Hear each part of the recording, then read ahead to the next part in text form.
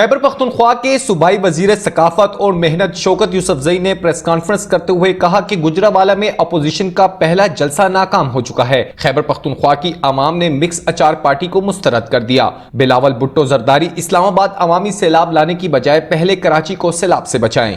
जरदारी साहब ने कहा कि एक सैलाब लेकर आएंगे इस्लामाबाद, तो यार पहले तो कराची को सैलाब से बचाओ। जो पानी आता है उसमें कराची डूब जाता है, अब आप इस्लामाबाद को डुबोना चाहते हो।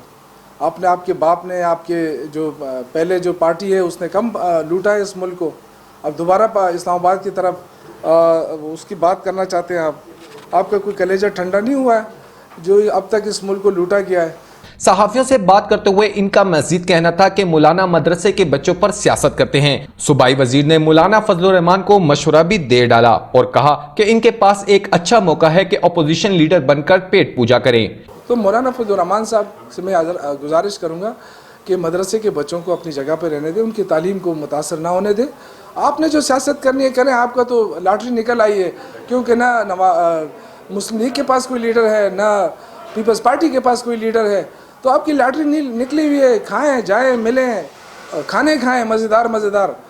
छोड़ें इस चीज़ को कि आप हुकूमत को गिराएंगे जितने अरसे तक आप, क्योंकि आपको दोबारा भी किसी ने नहीं लाना है। एक सवाल के जवाब में सूबाई वजीर शौकत यूसुफजई का महंगाई के हवाले से कहना था कि महंगाई तो है मगर ये अचानक नहीं आई। कोरोना वबा की वजह से पूरी दुनिया की तरह पाकिस्तान भी बहुत मुतासिर हुआ। कोविड से पहले पाकिस्तान बेहतरी की तरफ गामजन था। कैमरामैन अरसलान तारिक के साथ सादुल हसन, C91 न्यूज, पेशावर।